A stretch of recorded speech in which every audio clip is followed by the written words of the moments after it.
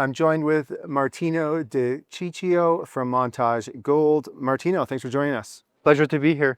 So let's start off talking a little bit about gold. You are obviously CEO of a gold company that has some pretty significant assets, a stock that's performed quite well over the last year, up over 200%. I imagine that you're watching the price of gold and you have some thoughts on what's driving it. What's going through your head right now? Well, it's a great time to be building a gold project, and specifically one that's going to be very relevant, not only in the countries in which we operate in, but globally. So the first years we expect to do 350,000+ ounces. So, can't wait to be in production. Okay, so let's give a quick little overview. We're going to have people who are sitting down, they're going through our Beaver Creek playlist, they're building their watch lists, they're doing their due diligence.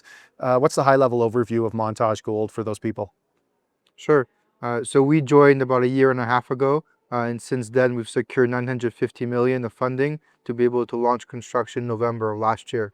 As I mentioned, our production is sizable. The first 8 years on average is 300,000 ounces per year, but we expect to do a lot more than that. In terms of upcoming catalysts, we expect as well to be able to publish new resources, better grades, to be able to improve the production profile day one. So right now you guys are working on construction on the Koné project. Where does that sit? Are things on track? Things are on track, on budget, and well on track for Q2 2027 first gold pour. In fact, we even see scenarios where we can be in production by late next year by building an oxide circuit.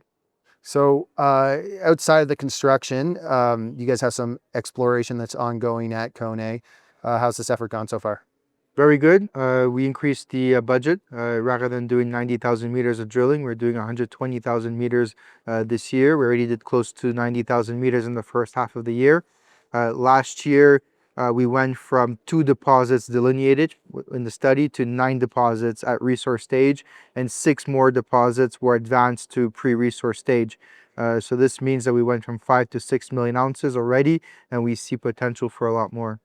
So right now, the exploration, it's not necessarily focused on the actual mine itself. It's kind of just focused on expanding the resource.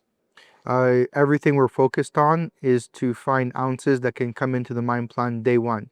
Okay. So we're looking at finding higher grade deposits.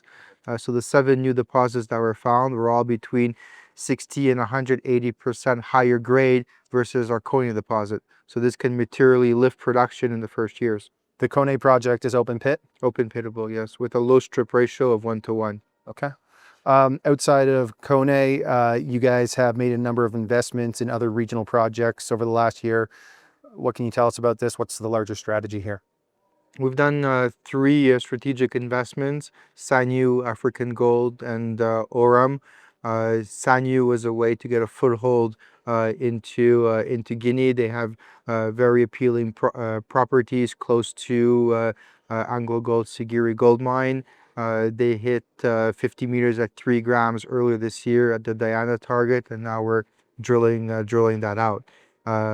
Switching to Côte d'Ivoire, African Gold is very interesting. There was already 450,000 ounces identified when we made the investment. Since then, we became operator, and we've doubled the resource to nearly 1 million ounces at 2.5 grams. So we see strong potential there to continue to grow out this resource, to see if there's the potential to build a standalone operation. And then Oram is just up the road to us. They've recently announced that their resource had grown to 2.5 million ounces. What's interesting there is that, as I mentioned, we're drilling 120,000 meters, but Oram just up the road is doing 100,000 meters. So that's 220,000 meters of drilling within a 100-kilometer stretch.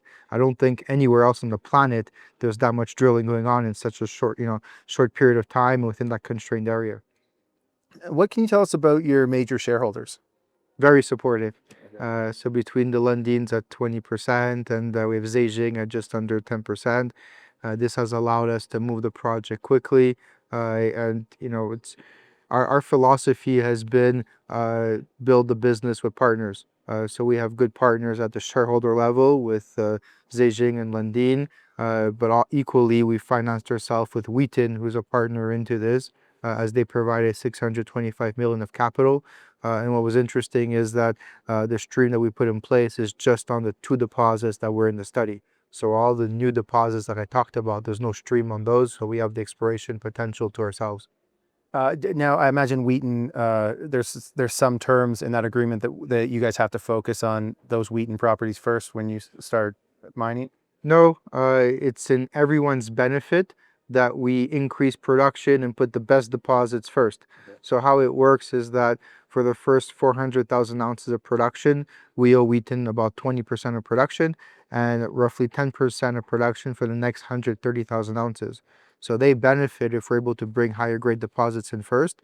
However, if we produce from other deposits, we just net what we owe them on Coney and Gabongo. Okay.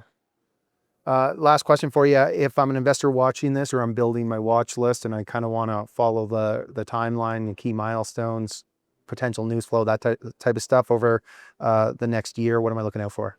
In the next weeks and months, you can expect more exploration news. And for us, it's not just drill results because, again, we need to find deposits that we can put into production day one. So we expect to publish updated resources in the next weeks and months going into next year.